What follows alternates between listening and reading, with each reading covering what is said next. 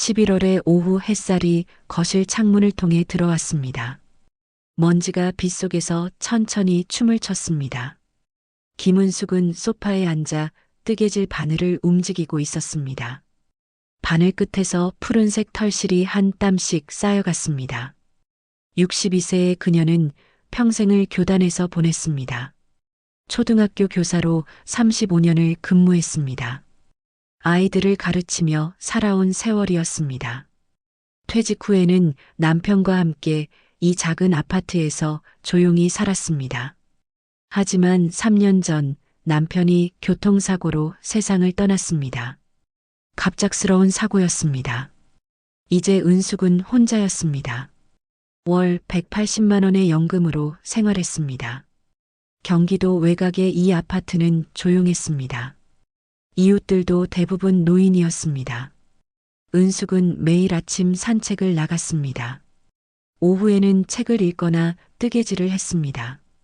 저녁에는 TV를 보다가 일찍 잠들었습니다. 평온한 일상이었습니다. 현관문이 열리는 소리가 들렸습니다. 은숙은 고개를 들었습니다. 딸 미진이 들어왔습니다. 33세의 미진은 화장이 짙었습니다. 붉은색 핸드백을 들고 있었습니다. 구두 굽이 바닥을 찍었습니다. 엄마, 계셨어요? 미진의 목소리는 밝았습니다. 하지만 웃음은 입가에만 머물렀습니다. 눈은 웃지 않았습니다. 은숙은 그것을 알아챘습니다. 오랜 교사 생활이 사람을 읽는 눈을 길러주었습니다. 미진아, 왔니? 차라도 마실래? 은숙은 일어나려 했습니다.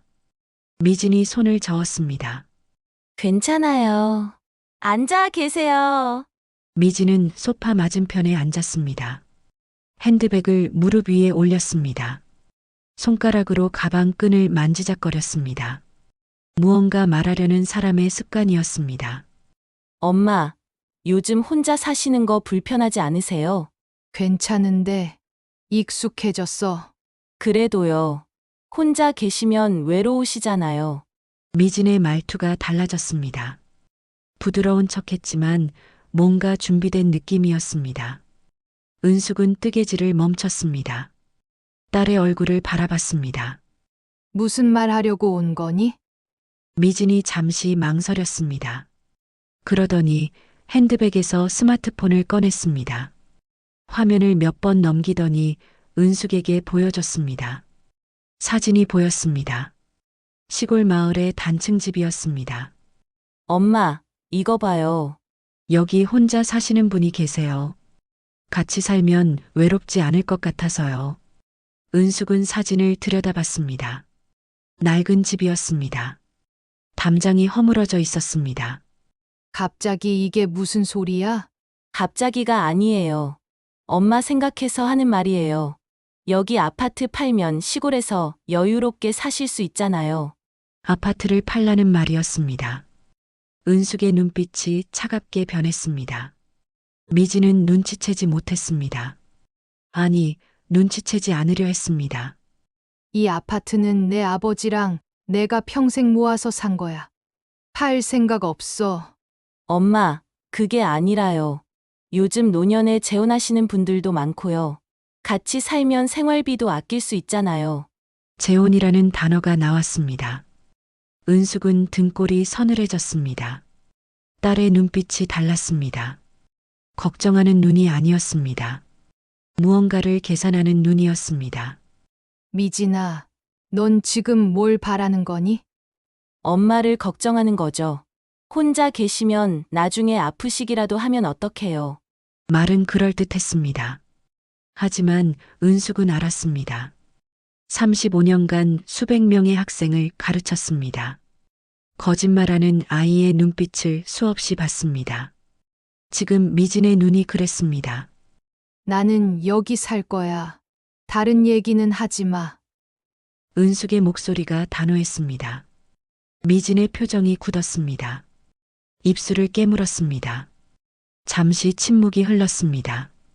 거실의 벽시계 소리만 똑딱였습니다. 미진이 일어났습니다. 핸드백을 집어들었습니다. 그럼 천천히 생각해 보세요. 저는 엄마 위에서 하는 말이에요. 미진은 돌아서서 나갔습니다. 현관문이 쾅 닫혔습니다. 은숙은 그대로 소파에 앉아 있었습니다. 손에 든 뜨개질 바늘이 떨렸습니다. 저녁이 되었습니다. 은숙은 혼자 식사를 했습니다. 밥맛이 없었습니다. 딸의 말이 계속 머릿속을 맴돌았습니다. 아파트를 팔라. 시골로 가라. 재혼을 하라. 이상한 제안이었습니다. 미진은 결혼한 뒤로 연락이 뜸했습니다. 명절에도 얼굴 보기 힘들었습니다. 그런데 갑자기 나타나서 이런 말을 했습니다. 은숙은 찬장에서 일기장을 꺼냈습니다. 낡은 공책이었습니다. 남편이 세상을 떠난 뒤부터 쓰기 시작했습니다.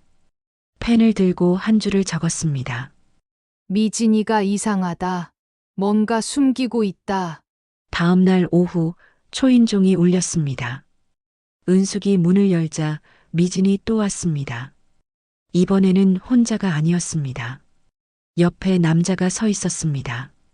미진의 남편 박현우였습니다. 35세의 현우는 정장을 입고 있었습니다. 얼굴에 억지 웃음을 띠고 있었습니다. 어머님, 안녕하세요. 현우가 90도로 인사했습니다. 은숙은 두 사람을 번갈아 봤습니다. 뭔가 준비해온 느낌이었습니다.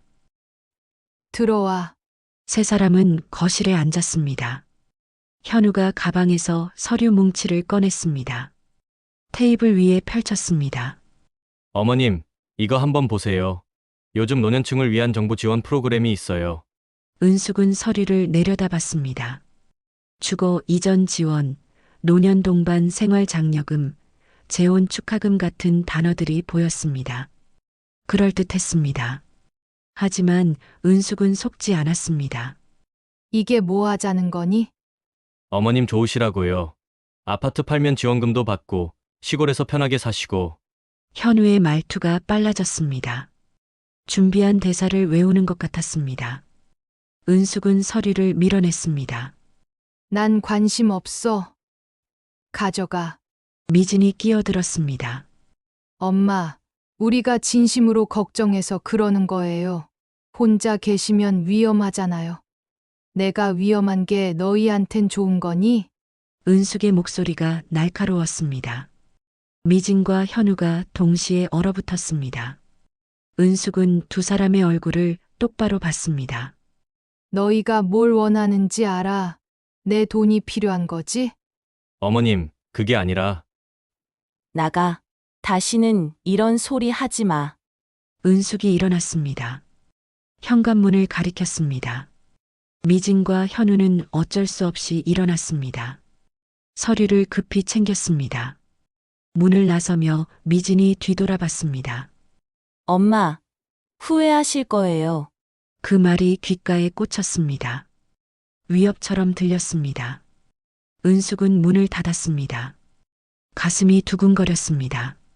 무서웠습니다. 하지만 슬픔이 더 컸습니다. 밤이 깊었습니다. 은숙은 잠들지 못했습니다. 침대에 누워 천장을 바라봤습니다. 남편의 얼굴이 떠올랐습니다. 3년 전 그날도 이렇게 캄캄했습니다. 경찰이 와서 사고 소식을 전했습니다. 브레이크가 고장났다고 했습니다. 원인을 알 수 없다고 했습니다. 그날 미진은 울었습니다. 장례식장에서 소리내어 울었습니다. 하지만 보험금이 나온 뒤 표정이 달라졌습니다. 은숙은 그때도 이상하다고 느꼈습니다. 하지만 딸을 의심하고 싶지 않았습니다. 지금은 달랐습니다. 의심이 확신으로 바뀌고 있었습니다. 창밖으로 차가운 바람이 불어왔습니다. 나뭇가지가 흔들렸습니다. 은숙은 이불을 끌어올렸습니다. 몸이 떨렸습니다. 두려움 때문이 아니었습니다. 분노 때문도 아니었습니다. 앞으로 무슨 일이 일어날지 알 수 없었기 때문이었습니다. 토요일 아침이었습니다. 은숙은 현관 앞에 서 있었습니다. 미진이 전화로 말했습니다. 엄마, 주말에 드라이브 가요. 날씨도 좋고 오랜만에 우리 둘이서요. 목소리가 달랐습니다. 지난번처럼 차갑지 않았습니다. 오히려 밝고 다정했습니다. 은숙은 망설였습니다. 하지만 거절할 명분이 없었습니다. 딸이었습니다. 아직은 믿고 싶었습니다. 미진의 차가 아파트 앞에 섰습니다. 흰색 SUV였습니다. 은숙은 조수석에 올랐습니다. 미진이 웃으며 말했습니다. 엄마, 오늘 경치 좋은데 갈 거예요. 기대하세요. 차는 고속도로로 접어들었습니다. 창밖으로 들판이 지나갔습니다. 11월의 풍경은 쓸쓸했습니다. 나무들은 잎을 떨궜습니다. 하늘은 회색이었습니다. 1시간쯤 달렸습니다. 차는 고속도로를 계속 달렸습니다. 은숙이 물었습니다. 어디 가는 거니? 조금만 더 가면 돼요. 미진의 대답은 짧았습니다. 눈은 앞만 봤습니다. 핸들을 꽉 쥐고 있었습니다. 손등에 핏줄이 붉어졌습니다. 차는 외진 구간으로 들어섰습니다. 양옆으로 나무만 빽빽했습니다. 지나가는 차도 드물었습니다. 은숙은 불안했습니다. 가슴이 답답했습니다. 갑자기 미진이 브레이크를 밟았습니다. 차가 갓길에 섰습니다. 엔진이 꺼졌습니다. 주변은 조용했습니다. 바람 소리만 들렸습니다. 왜 선 거니? 타이어 공기압 경고등 켜졌어요. 엄마, 잠깐 내려서 타이어 좀 봐주세요. 나는 잘 모르는데. 괜찮아요. 그냥 확인만 해주세요. 미진의 목소리가 재촉했습니다. 은숙은 안전벨트를 풀었습니다. 문을 열고 내렸습니다. 차가운 바람이 얼굴을 때렸습니다. 은숙은 차 뒤쪽으로 걸어갔습니다. 타이어를 내려다봤습니다. 이상해 보이지 않았습니다. 고개를 돌렸습니다. 미진아, 멀쩡한데. 그 순간이었습니다. 차 문이 쾅 닫혔습니다. 잠금 소리가 찰칵 울렸습니다. 엔진이 켜졌습니다. 차가 움직이기 시작했습니다. 미진아, 은숙은 소리쳤습니다. 차를 향해 뛰었습니다. 하지만 차는 빨라졌습니다. 순식간에 멀어졌습니다. 빨간 후미등이 점점 작아졌습니다. 그리고 사라졌습니다. 은숙은 그 자리에 멈춰 섰습니다. 숨이 막혔습니다. 다리에 힘이 빠졌습니다. 주변을 둘러봤습니다. 아무도 없었습니다. 나무만 늘어서 있었습니다. 하늘은 어두워지고 있었습니다. 이게 무슨... 말이 나오지 않았습니다. 손이 떨렸습니다. 주머니를 더듬었습니다. 핸드백이 없었습니다. 차 안에 두고 내렸습니다. 핸드폰도 지갑도 없었습니다. 은숙은 도로를 바라봤습니다. 차 한 대가 지나갔습니다. 손을 흔들었습니다. 차는 그냥 지나쳤습니다. 또 한 대가 왔습니다. 이번에도 멈추지 않았습니다. 시간이 흘렀습니다. 해가 완전히 졌습니다. 어둠이 내렸습니다. 추웠습니다. 바람이 옷 속으로 파고들었습니다. 은숙은 팔을 감싸쥐었습니다. 이를 딱딱 부딪혔습니다. 왜 이러는 거니? 미진아, 눈물이 났습니다. 참았습니다. 울면 안 된다고 생각했습니다. 정신을 차려야 했습니다. 도로에 불빛이 나타났습니다. 차가 다가왔습니다. 은숙은 도로 가까이 섰습니다. 두 팔을 크게 흔들었습니다. 차가 속도를 줄였습니다. 그리고 섰습니다. 창문이 내려갔습니다. 중년 남자가 고개를 내밀었습니다. 할머니, 괜찮으세요? 도와주세요. 차에 딸이... 말이 제대로 나오지 않았습니다. 남자는 차에서 내렸습니다. 은숙을 부축했습니다. 일단 차에 타세요. 추우시겠어요. 차는 따뜻했습니다. 히터가 켜져 있었습니다. 은숙은 떨리는 손으로 얼굴을 감쌌습니다. 무슨 일이세요? 사고라도 나셨어요? 딸이 저를 여기 두고 갔어요. 네? 그게 무슨, 믿기 힘드시겠지만 사실이에요. 경찰에 신고해 주세요. 남자는 핸드폰을 꺼냈습니다. 112에 전화했습니다. 상황을 설명했습니다. 은숙은 차창 밖을 봤습니다. 캄캄한 도로였습니다. 딸이 자신을 버린 곳이었습니다. 30분 후 경찰차가 도착했습니다. 2명의 경찰관이 내렸습니다. 은숙은 다시 한번 설명했습니다. 경찰관이 물었습니다. 따님 연락처 아세요? 네. 알아요. 하지만 핸드폰을 차에 두고 와서 경찰관이 자신의 핸드폰을 내밀었습니다. 은숙은 미진의 번호를 눌렀습니다. 신호음이 울렸습니다. 한참 후에 미진이 받았습니다. 누구세요? 목소리가 차가웠습니다. 은숙은 참았던 감정이 북받쳤습니다. 나야, 엄마야. 너 지금 뭐 한 거니? 엄마, 무슨 소리예요? 저 집에 있는데요. 거짓말하지 마. 너 나를 고속도로에 버리고 갔잖아. 엄마, 정신 괜찮으세요? 저 오늘 엄마 안 만났는데요.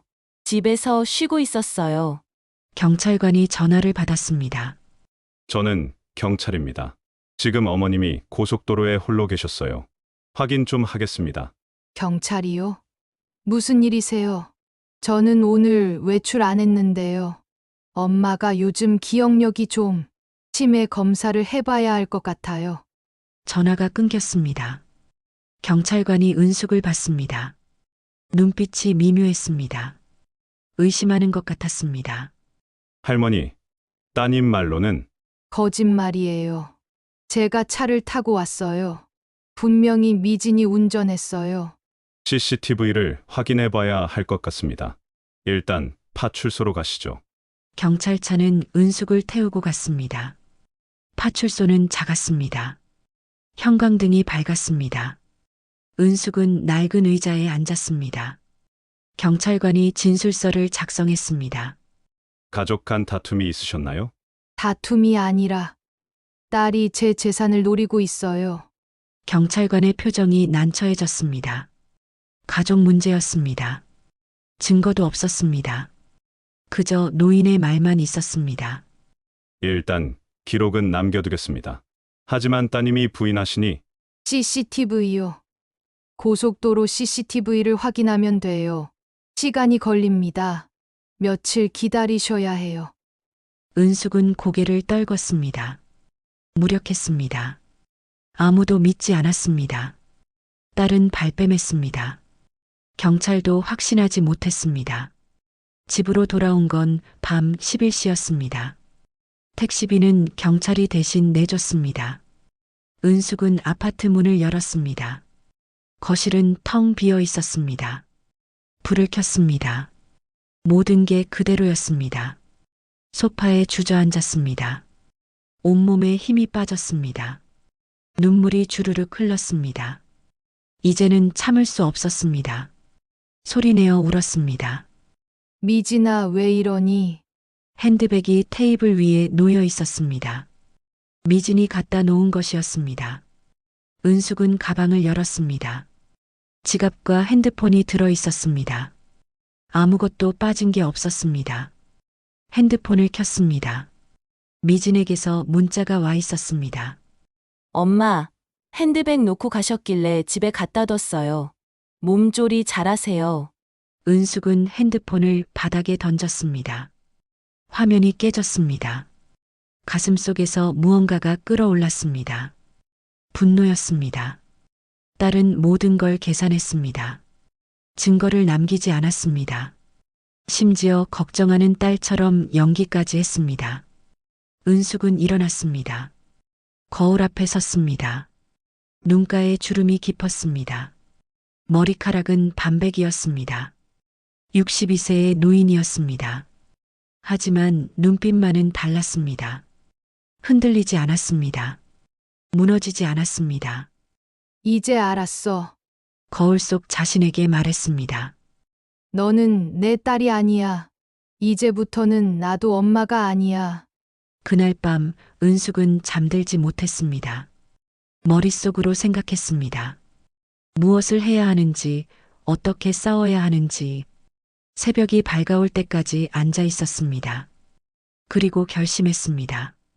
더 이상 당하지 않겠다고